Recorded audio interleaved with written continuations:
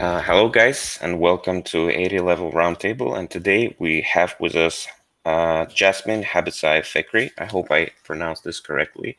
So we're actually friends with Jasmin for a while, and we did a bunch of interviews with her. So decided to kind of invite her to our podcast to discuss the topics like in education and recruiting and how it all works today. But first, Jasmine, could you do like a little intro if somebody's not familiar with you? What do you do? Where do you come from? So on. Yeah, sure. Hello, everyone. Thanks for having me. I'm Jasmin. I'm currently living in Cologne, Germany, and I'm a 3D environment artist, freelancing, and also going to university at the moment. It's my last year, so yeah, I'm just wrapping this up. And in the past, I freelanced for a couple of games and did an internship at Square Enix Montreal. And I really love doing anything that's stylized and colorful, and yeah, that's what I've been doing in the past 3 years, basically. Yeah, so Jasmine is being very humble because she has like some of the best stylized art that we featured like on 80 level. Thank you. But yeah, so Jasmine, could you give us a little like background on how do you decided to do this and where did you decide to go after school, like to kind of pursue this career?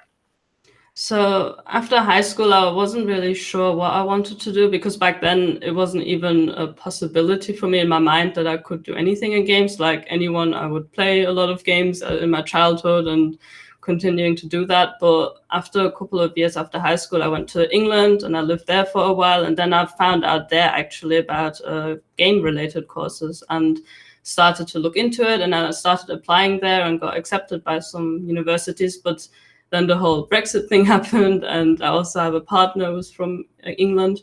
So we both decided to look for what's there in Germany. And the education system in the UK, especially for universities, is very expensive. It's pretty similar to the US, I guess. Tuition fees are very high. And then when I realized that I could study something in games, I looked in Germany. And in Germany, actually, there are some game schools. They're state funded locally and they're also accredited. So you get a bachelor at the end of it. And we found one that's in my hometown, actually. I had no idea about this, actually. So that was super great to find out. But yeah, so I started the application process there. It took quite a while to get into that university. I have a very limited application pool. And yeah, that's when I started to just get into it, really. Before that, I built up my portfolio from zero. I started looking online on tutorials. I learned Blender. I did everything just by myself, really, and got into the community a bit, which also helped me a ton. But yeah, just within the past years, I've been doing exactly that, just learning and trying to build my portfolio on and see what I really enjoy doing. And I'm slowly getting there, I guess, because now I really know what I'm passionate about and I really enjoy doing what I'm doing right now. So, would you say that school helped you a lot? Because we asked the question to a lot of artists, and the replies are always different. So there's no like universal idea whether Yeah. going to school is like a good idea or Mhm. it's just a waste of time and you can kind of self-educate. Mhm. But I'm wondering, like, what's your take on it? Like, what do you think? I'm a bit torn on it because at the start I was slightly disappointed that our university didn't offer that many 3D related courses because it's more focused on developing games and doing the theory side of game studies and history. So at the start, if you would ask me like 3 years ago, I'd be like, oh, it's not really worth it. I should have just self-studied. But now looking back at the last 3 years, it did give me a lot of time to do that self-studying and to work on my portfolio without having the pressure that I need to have a job right now.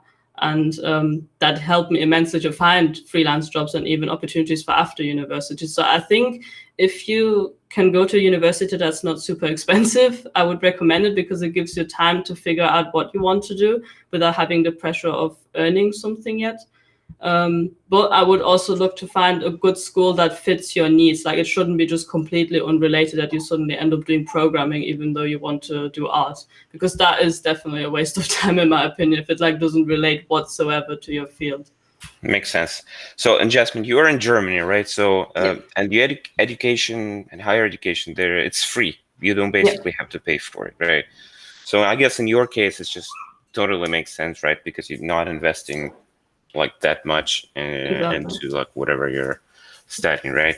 Yeah. But let's talk about like self-education. I think Hmm. this is one of the most important parts of any kind of process when you want to learn something new. Yeah. And this includes obviously game art because it's such a weird thing where you have a bunch of stuff from art and you have to Hmm. know like the basics like anatomy and like color theory and composition and all Hmm. those, and at the same time you kind of constantly have to be up to date on like the new workflows, the new tools, which are, it seems, getting more technical almost every day.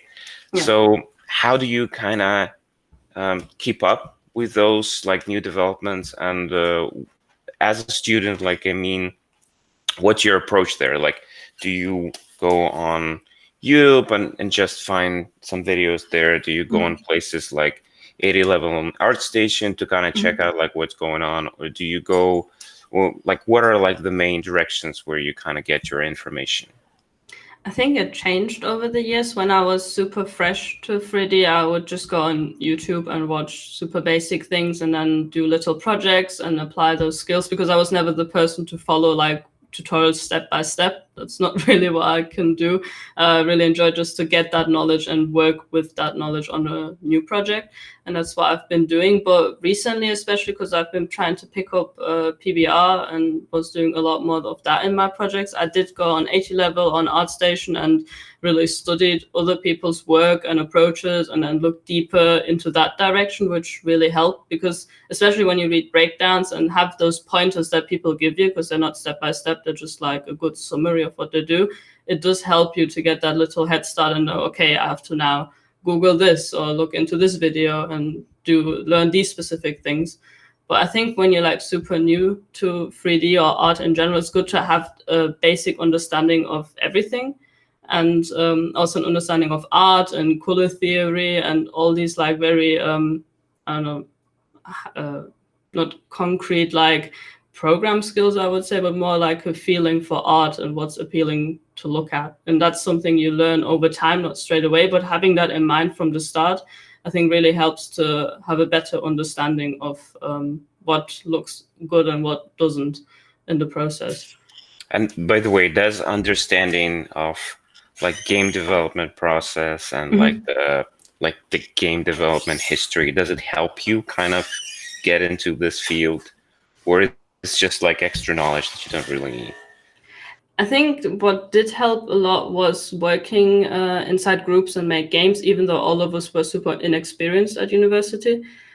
Because you get to learn during the process. Nobody expects you to be perfect or do everything right straight away. It's just everyone's kind of doing by learning, which helped a lot. And the other side of the history part, or how games were developed over time, at the moment I was also more like, oh, this is just interesting knowledge but it won't help me. But over time it gives me like a more different look on games that come out recently and kind of analyze them in that way and see, okay, we've come so far since the games I've played as a kid, or how do they relate? Or when you see remakes being remade, you can compare them and put them more into context. So I think that knowledge does help a lot because it's like when you learn about art, but you also learn about art history a bit and how maybe artists would go from expressionism to another type of art movement, and having that knowledge and having those slight influences that don't relate just by doing the one thing 100%, I think really helps to broaden your horizon a bit and have a more different outlook on your craft and what you're doing. Jasmine, so you've recently published a very interesting work and environment like Mm-hmm. with Unreal Engine, Mm-hmm. and we're having like a separate article with it on 80 level, but I wanted just to kind of touch on the point. How do you learn Unreal Engine? Because I have friends who are not like really into like games and art, right? But they Mm-hmm. are passionate about game development, and they, since Unreal Engine is very popular right now and hot, right? They kind Mm-hmm. of want to get into it, so they start getting into it without all that background knowledge. Yeah. right? Without the knowledge, how do you do like the alpha or something, you Hmm. know?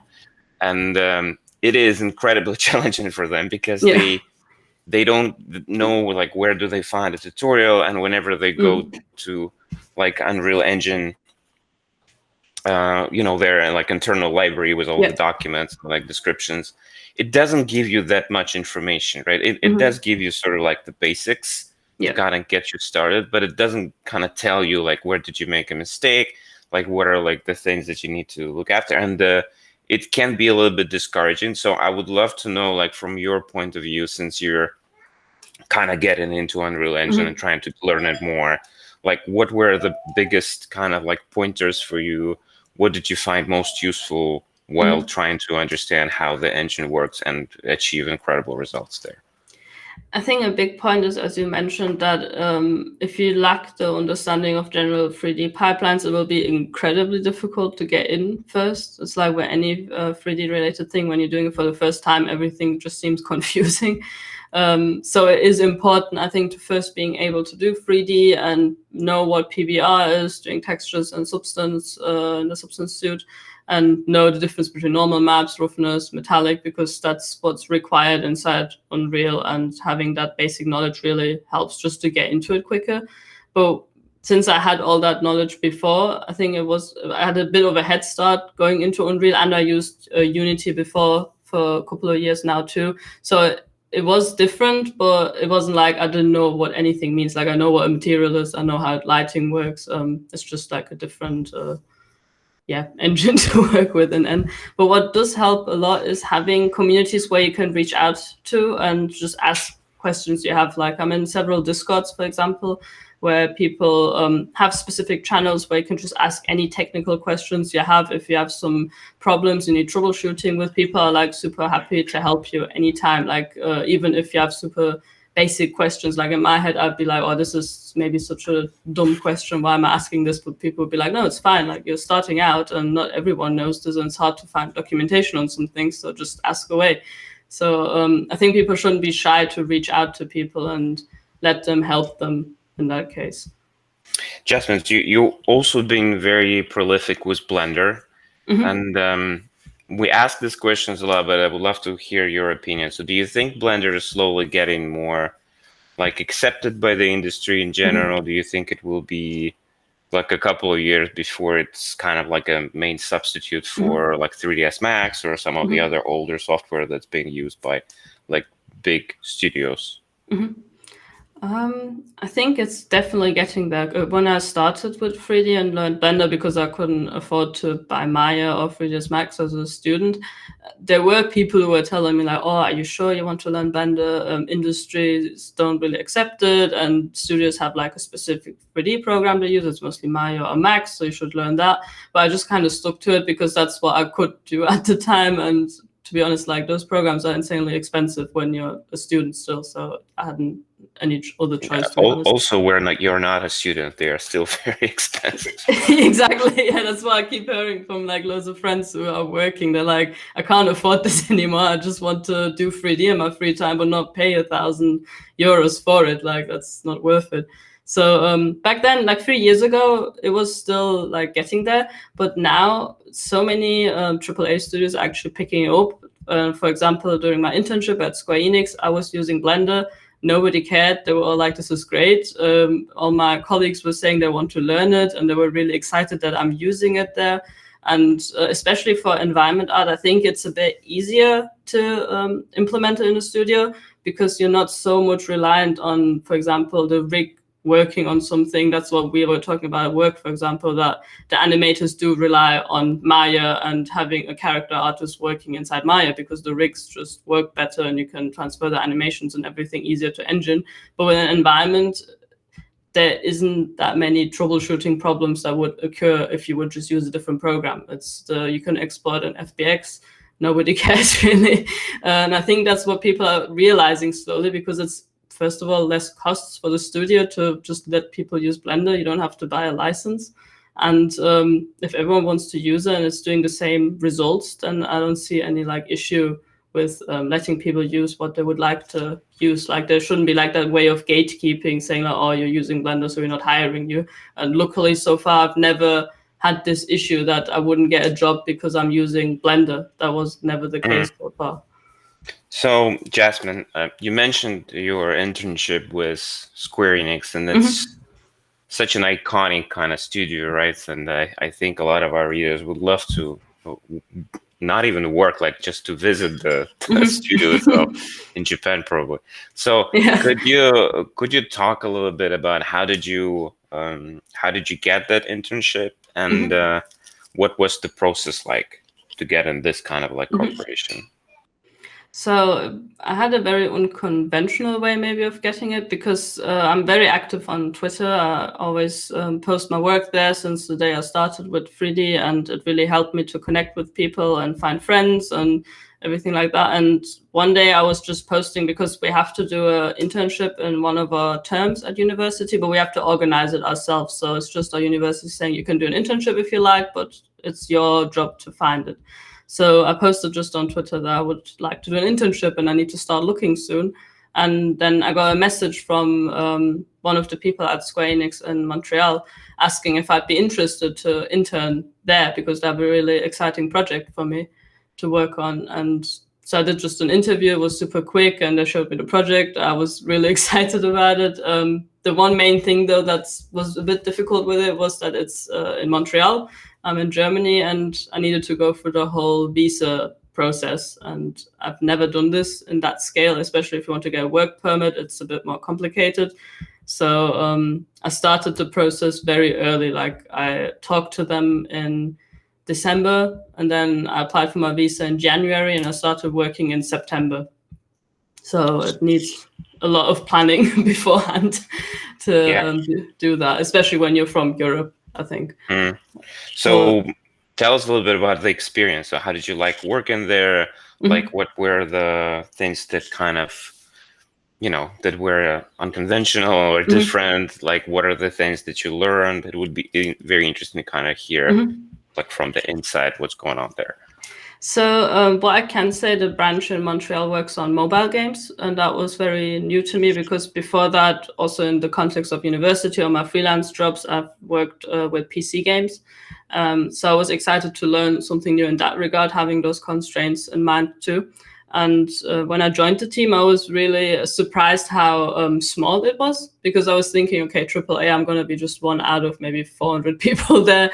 And I'll just do like small tasks maybe. But I was in a really small and tight-knitted team where we had like one person per specialization, kind of like one animator, one character artist. And then I was responsible for the environments. And that was like a really interesting task because it was a lot of responsibility, but I was really excited to take on that responsibility because I enjoy being just creative and putting in ideas, and that environment there really helped me to do that too because everyone was really open for me to express any ideas I had for the game or for the visuals. And having that kind of ownership was really nice to have as a first experience in the industry because you always hear like, oh, if you go in AAA, you're just going to be like a very small part of the production. Might not have much ownership, but that's normal. But in this case, I did get to have a lot of ownership for like my first internship, which was very unusual, I think, as an experience inside such a big company. Did you have like an art director who kind of gave you the tasks? Like how was that interaction structured? So was there like a lot of paperwork or did you just have meetings with them? How did it work?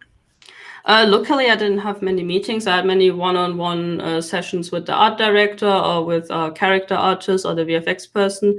And we would just, not like official meetings, we would just like sit around the desk at my computer and just talk about things, give feedback to each other, or have like little meetups just in the office and stand-ups and just exchange ideas we had. And it was a very indie-like atmosphere, I would say, almost, because the art director was always present. They would always make sure that we are heard and ask me for my views I would have for the environment. And it was a very collaborative space. Like I wouldn't be just by myself and be like, okay, you do this now for the next 3 weeks and we won't look at anything you do. It would be like a constant exchange of, okay, I've done this asset, would you like to look at it? And then I get feedback on it and then go back and work on it, and we would implement it into the game and check in there if it looks fine, and then just go back and have open like channel of communication about it constantly, which was really great because it's very different to when you're working freelance and just get a job and you just do the asset and then you send it back to the client. And this was like, I was always able to go to my colleagues and ask them for feedback and get that instant reaction, which was really fun.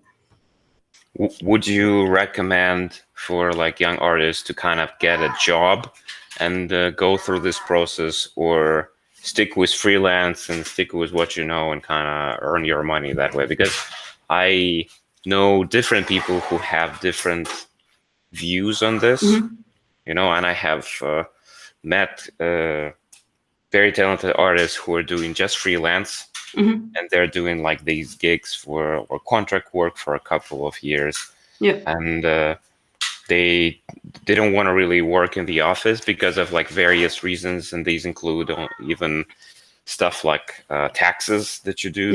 They like to sit in their own country and pay less taxes than move for like a more expensive country like Great Britain, for example, and pay like a marginal larger chunk from their earnings, right? But at the same time, there are people who are saying that in order to kind of learn, you know, and do something right in this industry, you kind of have to work in the office and collaborate with people. I'm not sure like what is a good direction to go right now because of all the restrictions that we have, because of the pandemic. But like, what's your take on this? Like, what would you suggest to like students or just younger artists? I think I would say that they should try both for definite, and then see what they enjoy more. Because before the internship, I thought freelance would be just the thing I would enjoy the most, because I'm very much a person who likes to stay at home. I like to just sit in my own space and be comfortable there, and rather talk to people online than maybe meeting up. But then when I went into the studio and experienced that, and being able to interact with people there and hang out with them or just become friends, I realized that I do enjoy that socializing part of being inside the office a lot, and having this kind of community and working towards a bigger goal together in that office space.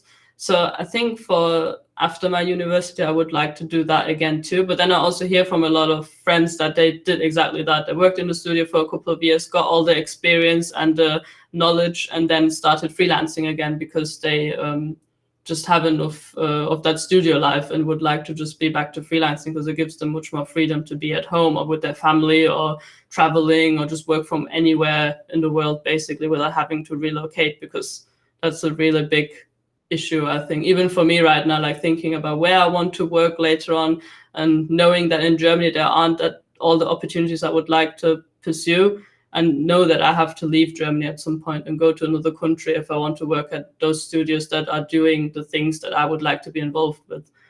But as you said, currently with COVID, I think it will get more that people will probably stay most likely at home, and even like bigger studios might be open to not people having to relocate necessarily to work at an office.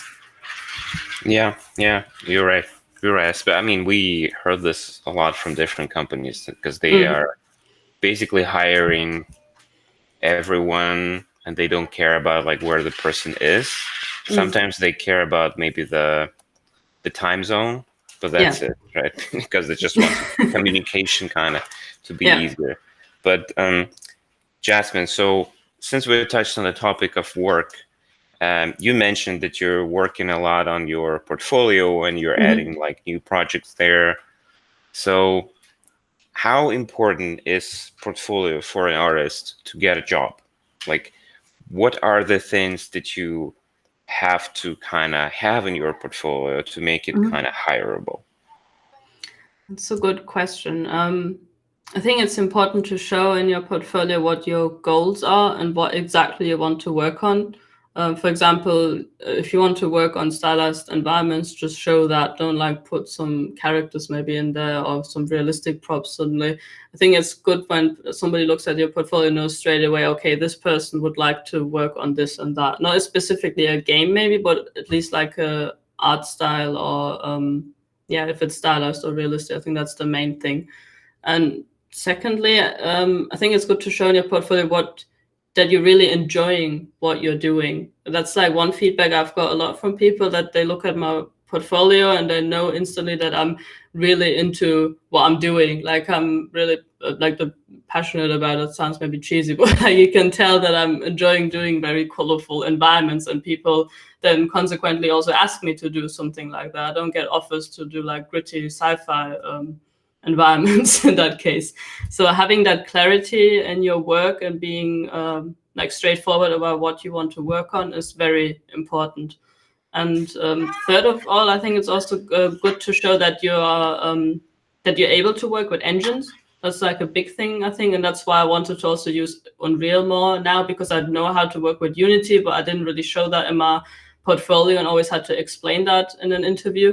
But in this case, I really wanted to now have it in my portfolio too, so it's again clear that I can work with this, that I have the skill set for this, and that people can hire me to do this too. Right. So I think the thing you mentioned about the clarity of your kind of portfolio is super important. Mm-hmm. And also, I guess, to show the recruiter what you're kind of most interested in, and to have Yeah. like one picture of what you can do, right? Because Yeah. I know artists are usually very universal and they can do different things, right? Yeah. I mean, I think you can do like hard surface if you kind of learn a little Mm-hmm. bit more about it, but at the same time, you don't want to do something that you don't really that invested in, Yeah. right? And you want to kind of keep with something, and it makes the job of a recruiter much easier, because he Yeah. can, if he has a specific style in mind, right, or he has some Mm-hmm. kind of specific vision, right, then he can quickly, sort out different portfolios and land to Mm-hmm. something that he really likes, and then kind of contact the person. So after the recruiter kind of um, makes his choice, right? So Mm-hmm. what happens next? How do you communicate with them? What do you think is important? What's not important for them, like personally, like questions like relocation, maybe, or your knowledge of different instruments, right, tools. And at the Mm-hmm. same time, is your experience important? Right? Because I think this is the ultimate Mm-hmm. question that a lot of students have, Yeah. because when they leave, they kind of don't have a lot of experience. And at the Mm-hmm. same time, all they did for the last like 3-5 years, they were just doing 3D. So Yeah. in one respect, they do have experience, and the other respect, they don't have any Yeah. commercial products that they ship. So Mm-hmm. how do you approach this kind of conundrum? Yeah, I think that's interesting, because I used to be also intimidated by job applications that would say, oh, you need to have so many ship titles and that much experience. And it's very off-putting, especially when you're a student, because you think, right, I obviously don't have this experience, so I'm not going to even apply to it. But I've got offers in the past, and also recruiters approaching me for positions that were either junior, mid, or even senior. And then they would say they could adjust it just to my experience and to my current level. So it's completely possible that a position can be adjusted to what you are at the moment, if the company really wants you in that position. So I would definitely recommend anyone just to apply, not really worry too much about the experience thing, because in the end, people will look at your portfolio, and if they need maybe an artist, they'll do an art test with you just to like kind of solidify the impression they have from your work. And that will in the end decide if you are fitting to the project or not. And obviously, if you are somebody who's like nice to work with and seem like your vibe is fitting to the company as well. But I think that shouldn't scare people off, because as I said, I've had people approach me for positions where I personally didn't think I would be qualified at this point, but then talking further to the recruiter and about the job, I would be like, okay, yeah, this seems like something I'd be interested in, but I wouldn't know about this if I didn't even talk to the recruiter in the first time. Didn't just be like, oh no, I don't have enough experience, so I'm not going to even look into this job offer at all. So always be open to see what it's about. And as I said, they can be adjusted to your needs in the end. Jasmine, thanks for this answer. I think it's very inspiring for like younger artists. I have a question. So you mentioned that you were very active on Twitter, and I think the first time I saw your work, it was on Twitter. Actually, yeah, I don't remember. It was a long time ago, but Yeah. yeah. So could you talk about like the way the main platforms where you think you should be present as an artist? It could be like whatever you think. Um, we recently did a survey among people in our groups, as Oh, well as people on LinkedIn, like Discord, and 10,000 Hours group on Facebook. And we basically asked questions. So, what are like the main resources where you get jobs, yeah. job offers, or whatever? And like the main platforms were probably LinkedIn, ArtStation, and just email. So people are Oh, just okay. emailing them. So in your experience, so what are your like platforms in choice, and where do you think you should be present? I think for me, number one is Twitter. Especially when you're a new artist, it's really helpful because when you just start out and have a portfolio on ArtStation, you don't really have that reach yet to get email offers, or even on LinkedIn, you just start out with like 10 connections from a university, so not much comes out of it. But Twitter is really accessible in that case. You just post your art, you just put a hashtag on it, and then so many people get to see your work without being directly friends with you or following you. So, and even nowadays, I get a lot of job offers through Twitter because people saw my work circulating around or just saw me interacting with people. And it's the easiest way to build a connection with people in a more casual way as well. Because on LinkedIn, even nowadays, I'm still a bit intimidated by it because it's very formal almost. And ArtStation, now that they introduced the messaging system a couple of, I think it was last year, that really helped also with getting job offers. But before that, Twitter was a lot easier to get into it, especially for freelance. I think it's the best resource ever because there's so many people and so many indie studios always asking for freelancers, for contract work. And a lot of my friends also, whenever they need like a little freelance gig in between different gigs, they just post on Twitter, hey, this is my portfolio, just post like 4 pictures and ask for work, and everyone retweets it. So by the end of the week, you might have like 1,000 likes and retweets, and you get 5 job offers out of it, which is a very quick turnaround, I think, compared to on LinkedIn maybe, or ArtStation, where you just wait for people to approach you, basically. But here it's more heads-on. You just put yourself out there and see what happens. So you mentioned this kind of duality, right? So Yeah, you need work, and you yeah, put your portfolio out there, and then you yeah. wait for offers. So is this the process that usually happens, or are artists more proactive and they go on like all the job boards and kind of start looking for work there? So what is like the more classical kind of approach? Because I think from your point of view, it makes sense, right? Because your works are like very engaging and people like to retweet them and kind of post them around. But is there a process where people are just trying their own kind of like applying whatever, not waiting for offers to kind of come to them?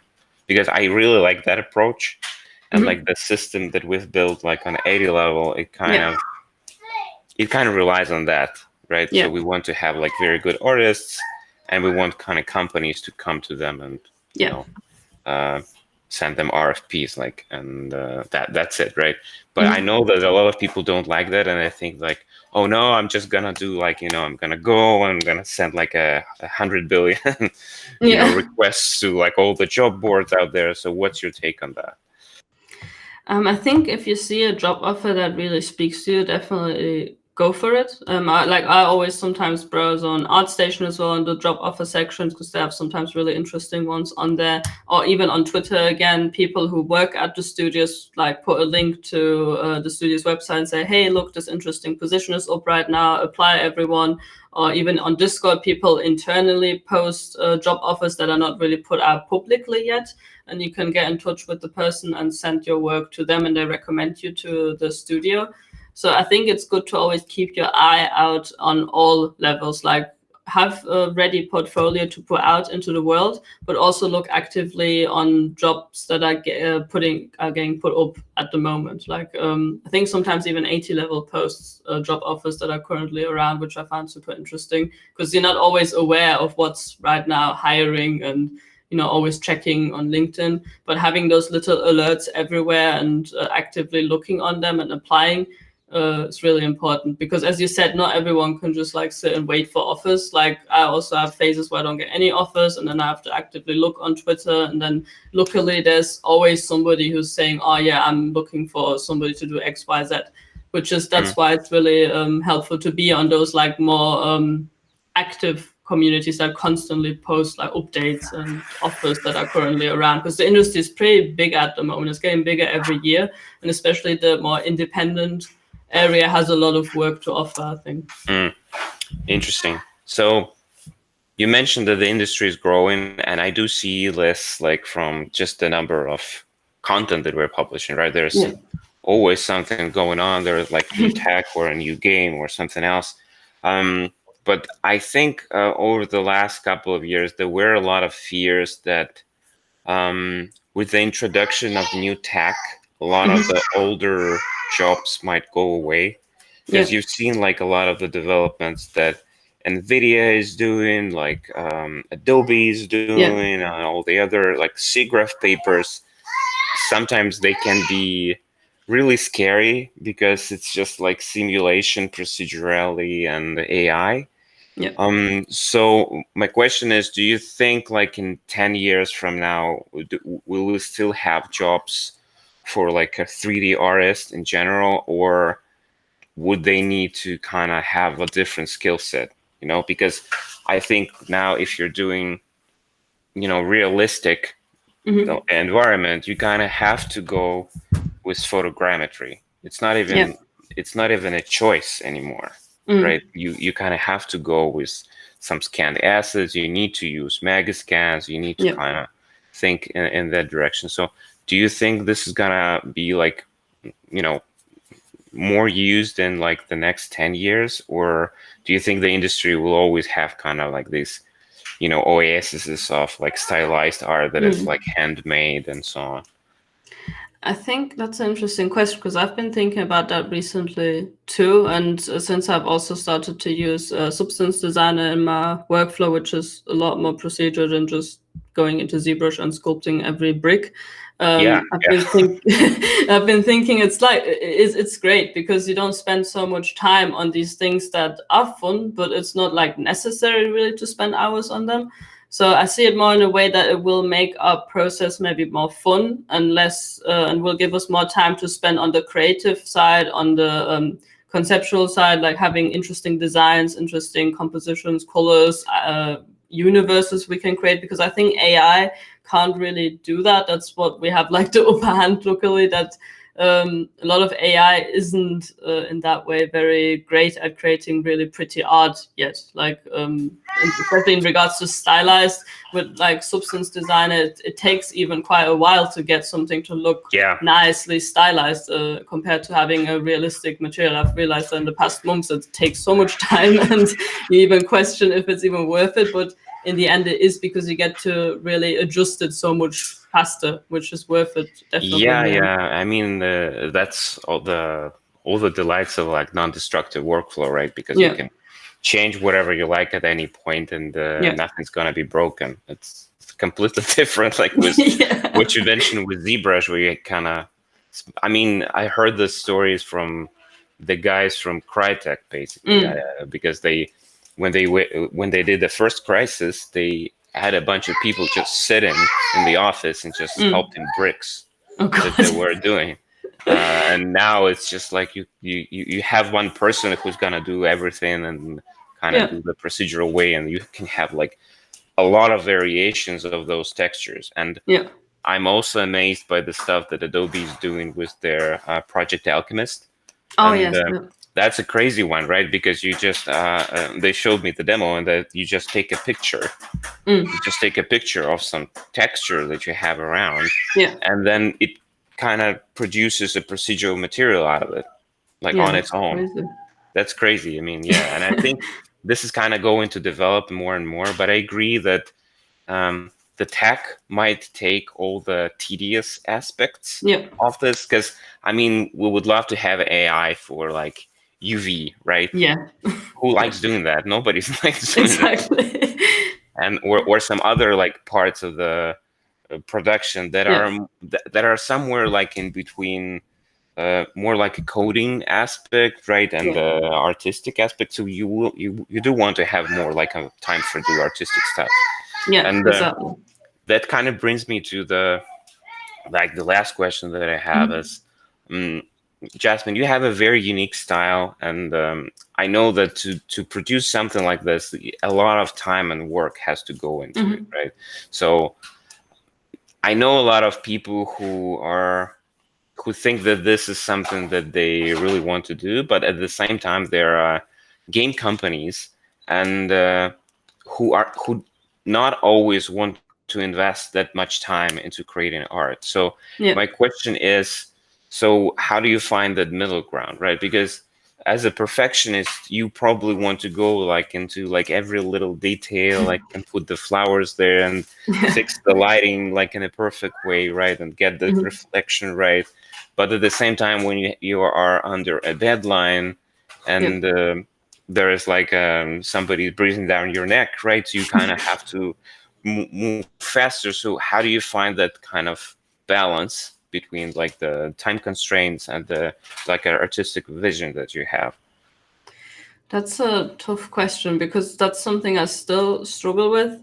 I think you learn that with time because I used to be a lot more conscious about like little imperfections, and I would be like vigorously fixing them and spend like an additional 2 weeks after finishing the whole scene to like adjust tiny things that nobody would ever realize that I changed them.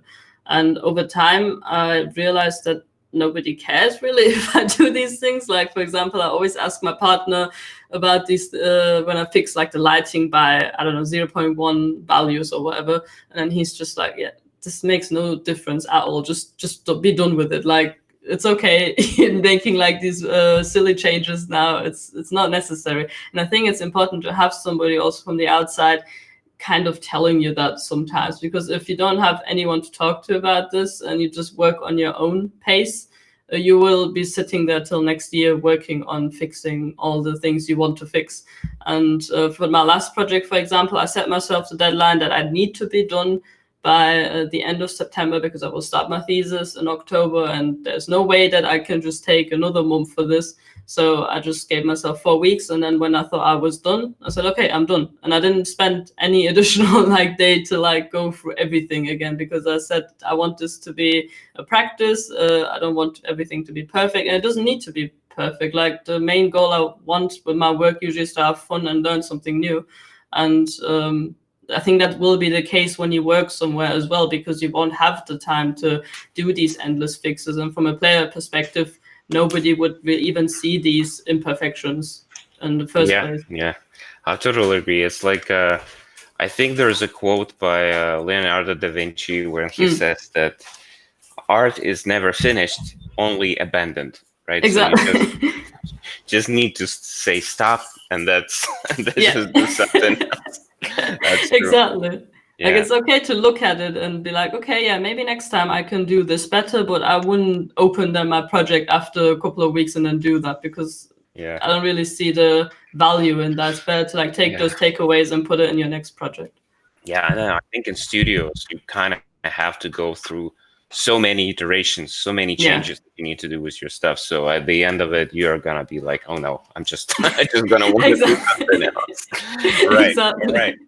Jasmine, well, thank you so much for your time. I mean, it's been almost an hour. Thank you so much. I wish you all the best and I hope you find the great work and continue putting amazing stuff online. So we'll link all the like the recent interview and all the links to Jasmine's profiles in the description.